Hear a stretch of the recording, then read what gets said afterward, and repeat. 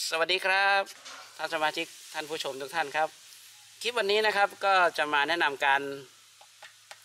ปรับจานแบบหงายนะครับผมปกติก็จะเห็นเฉพาะจานแบบตั้งใช่ไหมครับอันนี้จะมาทดสอบนะครับจานแบบหงายว่าจะสามารถรับชมได้หรือเปล่านะครับรันทดก่อนอื่นนะครับก็มาดูที่ตัวหน้าจานนะครับอันนี้จะเป็นจานแบบหงายนะครับผมรุ่นนี้ไม่มีจำหน่ายแล้วนะครับก็จะเป็นรุ่นนี้นะครับดูโอโซนครับO3นะครับไม่ใช่เครื่องฟอกอากาศนะครับจะเป็นจานนะครับผมการใช้งานจานตัวนี้นะครับต้องดึงตัวนี้นะครับฟีด L1B ขึ้นมานะครับดึงให้สุดนะครับผมตรงนี้ให้สุดนะครับส่วน L1B การตั้งนะครับก็เอาง่ายๆให้ชี้ตรงนี้นะครับไปที่ประมาณ16 นาฬิกานะครับตรงขั้ว L1B ตรงนี้นะครับชี้ไปทางนี้นะครับด้านล่างนะครับถ้าอยู่ที่ภาคเหนือหรือภาคกลางนะครับให้เอาตุ่มนี้นะครับตุ่มนี้นะครับมาเสียบเข้าตรงนี้นะครับแต่ถ้าอยู่ภาคใต้นะครับให้เอา2 อันนี้มาเสียบไว้ตรงนี้นะครับเพื่อจะได้ชดเชยมุมก้มเงยนะครับของดาวเทียมนะครับผมอันนี้ผมอยู่ภาคประมาณภาคกลางผมก็จะเอามาเสียบตรงนี้นะครับแล้วก็การวางนะครับให้วางไปที่ทิศตรงนี้นะครับ240นะครับมาดูอุปกรณ์ตัวต่อมานะครับก็จะมีจอเป็นจอทีวีนะครับแต่ตัวนี้มันพิเศษนิดนึงครับก็จะมีตัวมันจะมีกล่อง PSI รุ่น OKX ในนี้นะครับหรือว่ารุ่น SX นะครับอยู่ภายในตัวนี้นะครับตัวนี้เป็นตัวพิเศษนะครับก็จะสามารถเสียบเข้าไปตรงนี้นะครับจานดาวเทียมนะครับตรงนี้นะครับอันนี้ก็ต่อเข้าทีวีได้นะครับตรงนี้อันนี้ก็เวลาชาร์จนะครับก็จะมีทั้งทีวีนะครับหมายถึงว่ามีทีวีกับมีกล่องดาวเทียมในนี้นะครับแล้วก็อุปกรณ์การปรับก็จะมีตัวนี้นะครับเป็นครีมนะครับปัจจัยเบอร์10นะครับแล้วก็ไขควงแฉกนะครับอันนี้มาดูให้ดูเฉยๆครับอันนี้รีโมทของตัวนี้นะครับแล้วก็แอปพลิเคชันนะครับที่จะต้องใช้นะครับแล้วก็แอปเข็มทิศนะครับแล้วก็แอปแองเกิลตัวนี้ครับ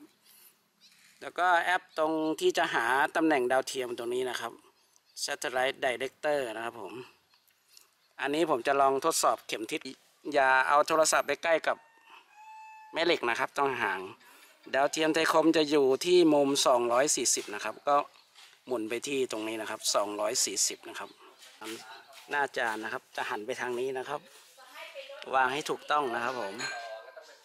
อันนี้เป็นแอปเข็มทิศครับที่จะต้องใช้นะครับ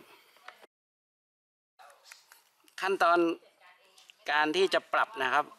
จานดาวเทียมไม่ว่าจะเป็นชนิดไหนนะครับเราต้องมาเช็คที่กล่องดาวเทียมของเราก่อนนะครับไปที่หมายเลข99เลยก็ได้นะครับเป็นช่องสาระดีนะหลังจากนั้นก็กดปุ่ม Info นะครับที่หมายเลข99ครับก็จะเห็นว่าเป็นความถี่ที่1 2 3 4 4นะครับซิมโบเลต45,000นะครับผม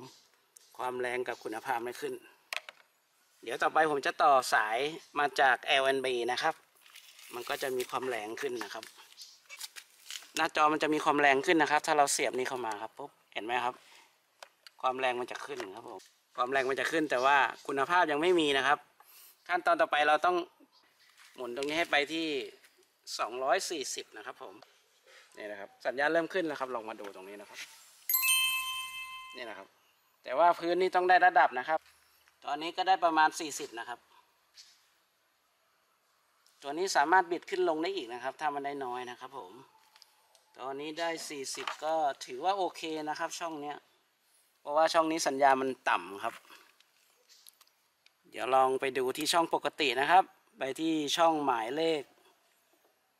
33ครับเป็นช่อง3นะครับ